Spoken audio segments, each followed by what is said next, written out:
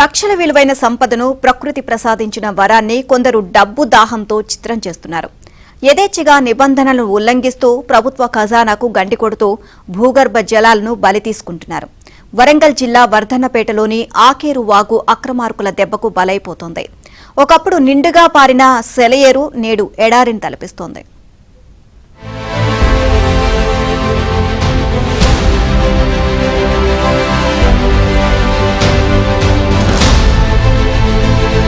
పచ్చని ప్రకృతిపై అక్రమార్కుల కన్నుపడింది.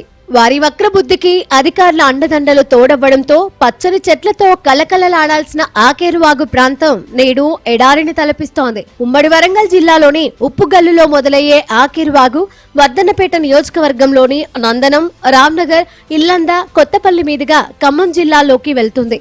అయితే నియోజకవర్గ పరిధిలోనే ఇసుక అక్రమ రవాణా జోరుగా సాగుతోంది.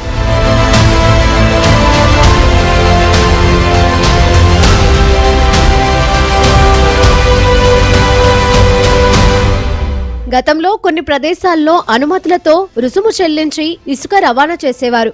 కానీ భూగర్భ జలాలు అడుగంటడంతో ప్రభుత్వం ఇసుక రవాణాకు ఎలాంటి అనుమతులు మంజూరు చేయడం లేదు. అయినప్పటికీ కొందరు అక్రమార్కులు ఈ దందాను ఒక కార్పొరేట్ మాఫియాగా వ్యాపారం మార్చుకొని కోట్లు దండుకుంటున్నారు. ఏకంగా 4 జేసీబీలు, 400కు పైగా ట్రాక్టర్లతో ఆకేరు వాగును నిత్యం లూటీ చేస్తూ కోట్లు గడిస్తున్నారు. ఒకప్పుడు గలగలా పారే సెలయేరులా నిండుకుండలా ఉండే ఆకేరు వాగు నేడు కనుమరుగై కేవలం ఇసుక దిబ్బలుగా మిగిలింది.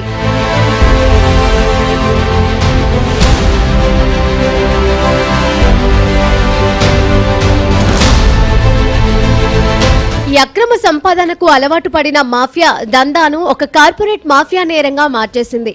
ఆశ్చర్యం ఏంటంటే గతంలో పోలీస్ కానిస్టేబుల్ గా పనిచేసిన ఓ వ్యక్తి తన ఉద్యోగానికి రాజీనామా చేసి రియల్ ఎస్టేట్ వ్యాపారంతో పాటు ఈ అక్రమ ఇసుక దందాకు పాల్పడుతున్నట్లు తెలుస్తోంది.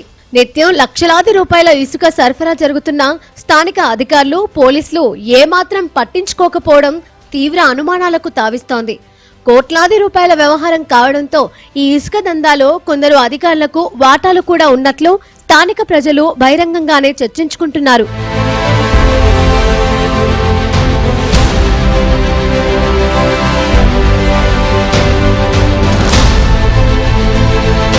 ఆకేరు వాగును పూర్తిగా చెరబట్టిన దుండగులు ఇప్పుడు తమ కన్ను ఆకేరు పరివాహక ప్రాంతాలైన పంట పొలాలపైకి మళ్లించారు. హన్మకొండ జిల్లా రామ్నగర్ శివారులోని సుమారు 30 ఎకరాల వ్యవసాయ పొలాన్ని తక్కువ ధరకు కొట్టేసి అక్కడ యథేచ్ఛగా మైనింగ్ కొనసాగిస్తున్నారు. ముఖ్యంగా నందనం గ్రామంలో గత 3 నెలలుగా ఏకంగా కేజీఎఫ్ తరహా మైనింగ్ బహిరంగంగానే సాగుతోంది.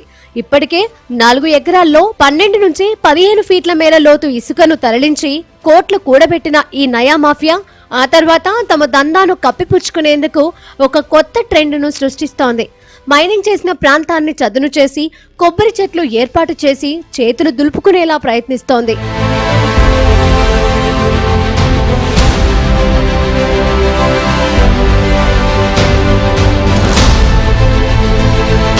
నందనంలోని మైనింగ్ గన్నుల్లోకి వెళ్లాలంటే ప్రధాన రహదారి నుంచి 3 కిలోమీటర్ల మేర మట్టి రోడ్డును దాటుకుని వెళ్లాల్సి ఉంటుంది.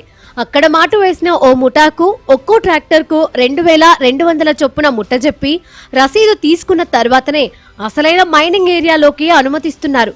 ఎవరైనా స్థానికులు ప్రశ్నించబోతే వారిని భయభ్రాంతులకు గురి చేస్తున్నారు. అయితే ఇంత పెద్ద మొత్తంలో దందా జరుగుతున్నా ఈ విషయం తమ దృష్టికి రాలేదని స్థానిక తహసీల్దార్ విక్రమ్ కుమార్ చెప్పడం ఆశ్చర్యం కలిగిస్తోంది. ఐనవోలు మండలంలో లింగమారిగూడెంలో అక్రమ ఇసుక వ్యాపారం జరుగుతుందని ఇవాళే మీరు చెప్పడం వల్ల మాకు తెలిసింది. దీని మీద నేను ఇమ్మీడియట్లీ ఎంక్వైరీ చేస్తాం. కాకపోతే ఆకేరు వాగు నుండి మాత్రం కొంతమందికి ఇసుక కూపన్లు ఇవ్వడం జరిగింది. లింగమారిగూడెం అనేది మా దృష్టికి రాలేదు. నిన్న నైట్ ఒక అతను ఫోన్ చేసి ఇట్లా చెప్పిండు, రిటర్న్గా కంప్లైంట్ ఇవ్వమని కూడా అన్నాం.